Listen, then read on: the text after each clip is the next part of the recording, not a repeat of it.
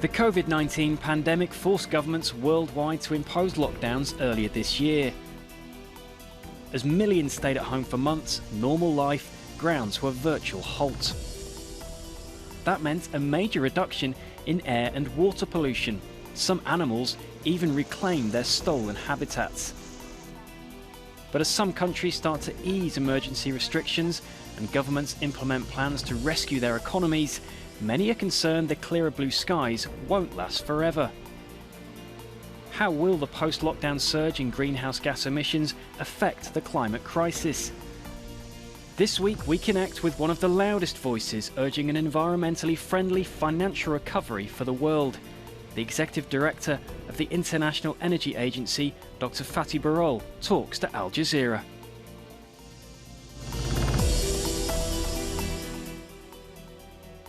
Executive Director of the International Energy Agency, Fatih Birol, thank you for talking to Al Jazeera. Thank you. First, something we all have in common, this pandemic, and I'm wondering how you coped in lockdown and how the IEA, this incredibly important, this crucial world body on energy, dealt with the difficulties of lockdown when world oil markets were in complete freefall. You are right. It was a major challenge for us for two reasons. On one hand, we had to make sure that the staff members, the worldwide renowned experts, energy experts of the IEA, are safe and sound. Second, we had an additional responsibility to understand the impact of coronavirus on the oil markets, energy markets, and more work to do.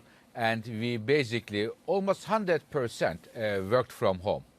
Right, and the coronavirus, in your view, has presented this opportunity, and in the view of many other people, to change the course of the way we live. But you say that time is limited. Tell us more about that. Of course, through coronavirus, we learn how to live in different conditions, in a different context. One of them is, of course, working from home, using different methods such as with video meetings, Zoom meetings, GoToMeetings, and other ways to meet people around the world. But this is important. This gives us a different color and different taste of life. It enlarges our horizon, how we look at the world. Having said that, I don't believe that there will be major changes to how we use energy in the next years to come if the economy recovers strongly and if the governments do not take serious measures to address our challenges such as climate change. Right, you said, in fact, that we have just until the end of the year to prevent a carbon rebound, a rebound in emissions. Yes, I mean, when we look at the history, I mean, just the great financial crisis, we have seen that after the year 2008, global emissions as a result of the economic downturn declined. But with the economic recovery the next year, 2010, they increased substantially. It was the largest increase in the history. And when we look at the 2020, we see that again emissions are declining very sharply, that we have never seen since the Second World War. But with the economic recovery, they will rebound again very strongly, and we will lose our chances to tackle the challenge of climate change. And what we can do is why I said the 6 months, because of the following. Many governments around the world are preparing a so-called stimulus packages, recovery packages, and they are once in a generation in scale. And what kind of economic policies, energy policies will benefit from those packages will be critical to determine the future of our energy sector and that of climate change. The problem is, Mr. Birol, that 6 months doesn't seem, well, it isn't a long time in any shape or form, is it? And we're already seeing a rebound in emissions. If we look at some figures, emissions plunged by a global average of 17% in April, but they've since surged back to within 5% of last year's levels. And according to Bloomberg New Energy Finance, more than $500 billion worldwide, that's $509 billion, is being poured back into carbon-related industries. Yes, we are seeing that the governments are now putting their recovery packages together. Some of them have already been put on the table, but huge amount is going to come, about additional 10 trillion in the next 6 months. Mm-hmm. And what kind of energy policies they will include will determine our future. I also see that the renewable energies, solar, wind, getting a lot of support. For example, the European Union came up with a major recovery package, and 30% of the almost $2 trillion US dollars are dedicated to clean energy sources. So I am not pessimistic, but it is the reason why we, International Energy Agency, brought 40 ministers around the world, big governments together, how we can accelerate the clean energy transitions. We discussed that topic, and I see, Nick, there is a very strong momentum in the direction of clean energy transitions. Right, there is momentum for sure, but there's also momentum in the opposite direction. Your own IEA research shows that by the end of May, the amount invested in coal-fired power plants, that's the dirtiest fossil fuel energy, in Asia, has accelerated compared with last year. It is completely true in Asia, and when I say Asia, if I have to be a bit more specific, for example, China, we are seeing the coal-fired power plants are enjoying, at least for the 5-6 months of this year, significant support.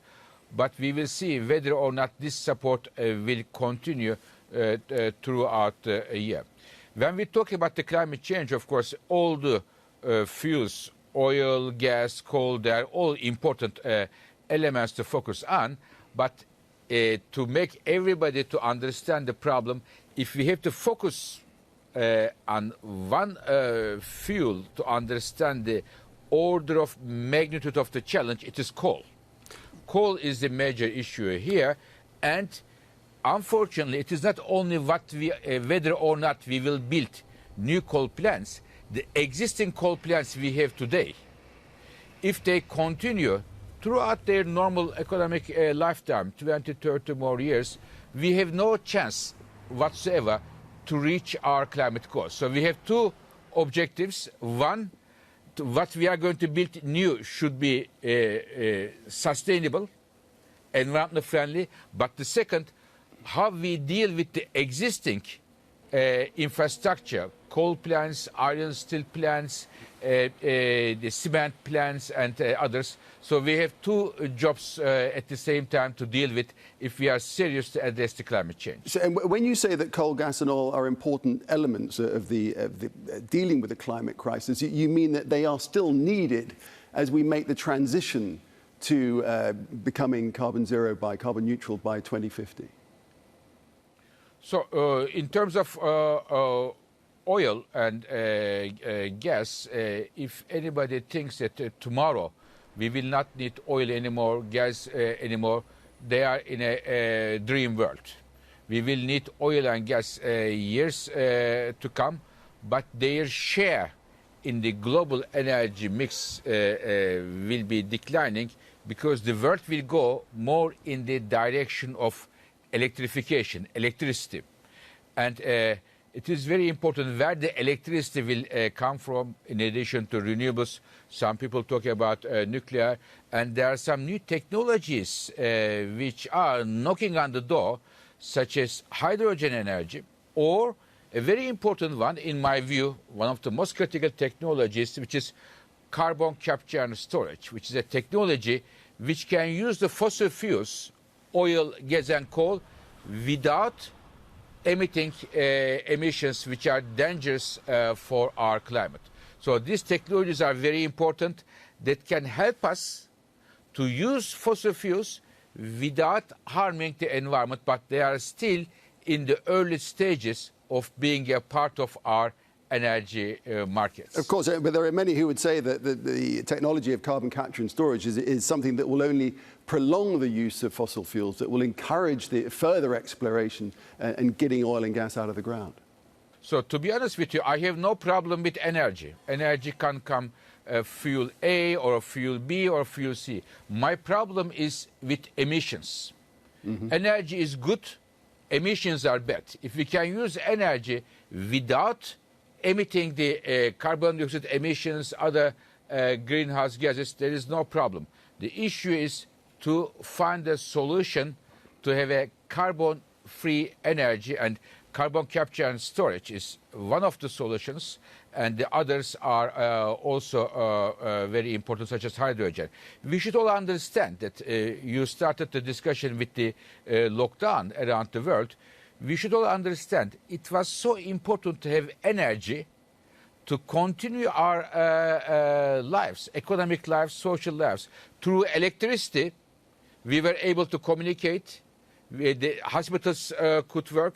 Through petrochemical industry, people don't like oil, but petrochemical industry, we were able to use sterilizer. The masks we have, they are coming from petrochemical industry. Or trucks, which are run by oil, brought food to the markets where we can buy our food. So therefore, one has to be realistic. On one hand, we address the climate change, but on the other hand, energy, to say that energy is a bad thing is not something that I subscribe. Once again, energy is good, emissions are bad. Right, I know what I expect you to subscribe to that. Now, at the end of 2000, I suppose it just comes down to this, doesn't it? At the end of 2019, most energy analysts would have said that petroleum would continue to dominate the energy landscape for the rest of the remainder of the 2020s. Do you think that's still the case?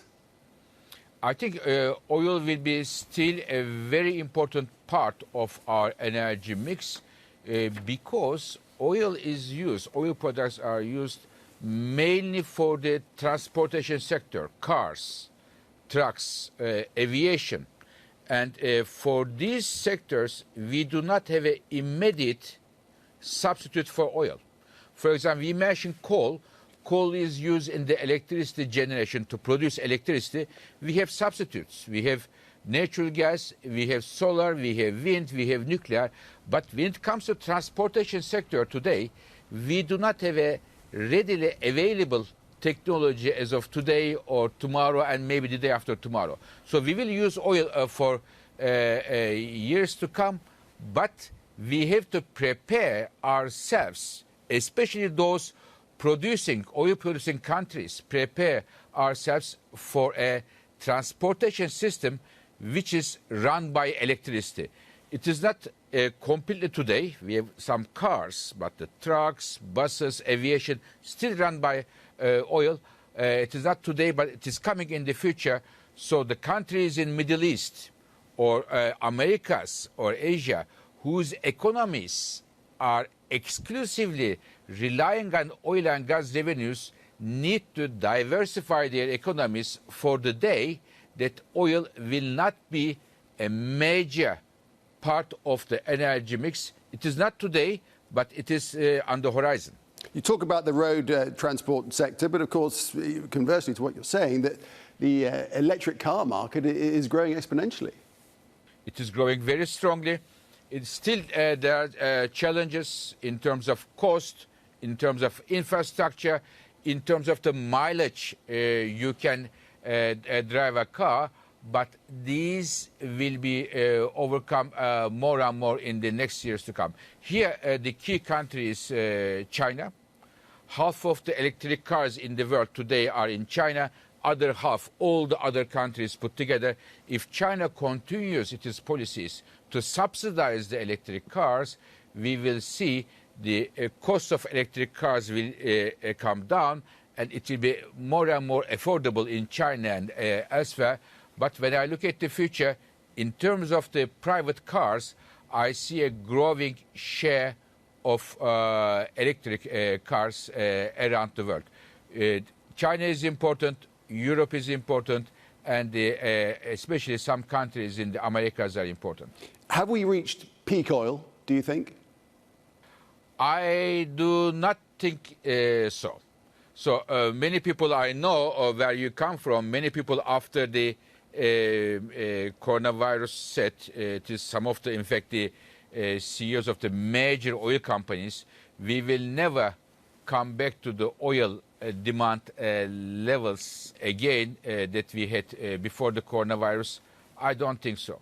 So working from home today, when we look around the world, it is only 10% of the global labor force. And I do not think that this changing the lifestyle, the Zoom meetings and this and that will be a reason why the oil demand will not go back again. If the government policies do not change with the economic recovery, we will go back where we were before and maybe beyond that.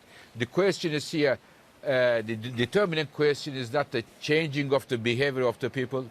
The determinant question is when and how fast global economy will rebound. I believe if there are no major changes in the government policies, for example, a huge push for electric cars, I would expect that we will go back to the 100 million barrels per day, which was the case just before the coronavirus, and maybe beyond that.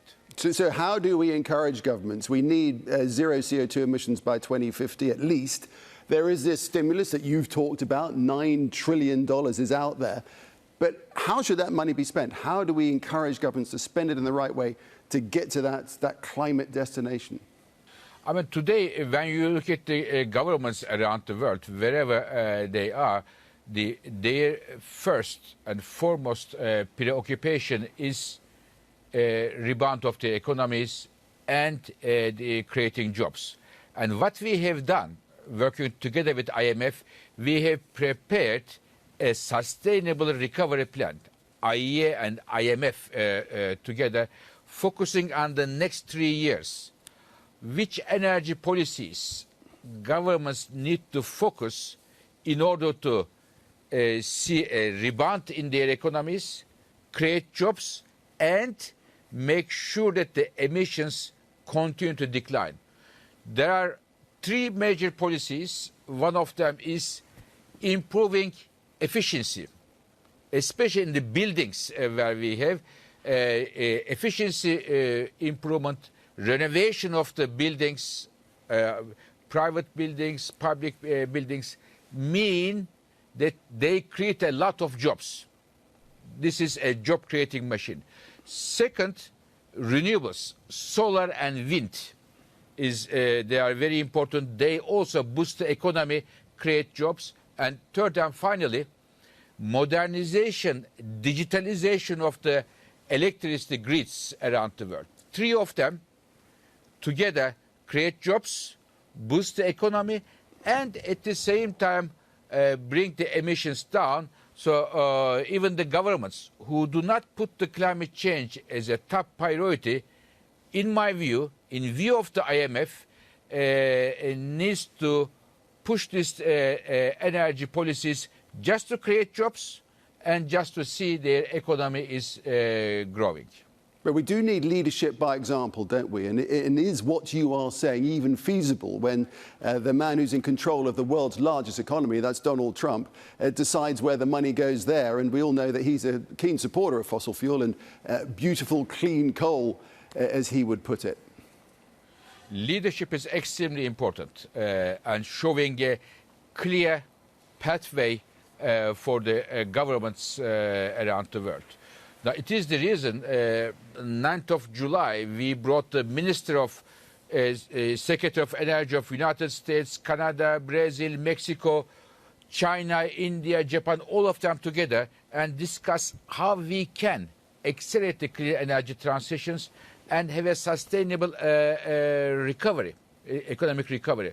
When you talk United States, I know that the US policies in terms of climate change are different than, for example, that of Europe and many other countries. But when you look at the numbers, 2019 and 2020, largest decline in the global emissions as a country came from the United States, mainly as a result of natural gas replacing coal again, and also growth of solar energy in the United States. So market dynamics, technological dynamics, innovation in the United States is very, very strong. Right, you've referred to this combination of fuels that we need, and you've already said that nuclear is a key component of that. A lot of people would disagree with that. There's three issues. There's the danger, there's the cost, and then there's the waste problem. But you still think that nuclear is a very important part of the whole solution. Yes, nuclear power generates electricity without any interruption and without any emission. But currently, building new, huge, big nuclear power plants are costly. That's true. So therefore, it is built either by state companies, such as the ones in China or Russia, but to build it in a free market is rather difficult. But once you build it, it generates 40, 50 years, just push the button, and it generates electricity without any emissions to you. I live in Paris, in France. About 3/4 of the electricity comes from nuclear power. Very cheap electricity you pay at home, and France has one of the lowest carbon footprint around the world. Of course, to build a nuclear power plant or not is depending on the governments or the population. If they don't like it, of course, one never should push them.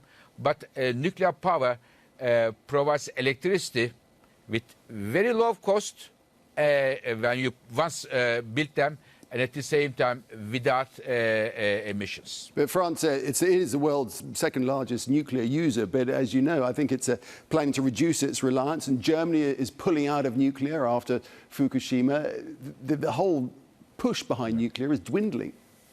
There are different countries have different positioning here. In France, there is a strong debate about the future of nuclear. You are right, in Germany and one or two other countries in Europe are phasing out nuclear, whereas China is building one after another, Russia. Some countries in Middle East, Emirates is just building one.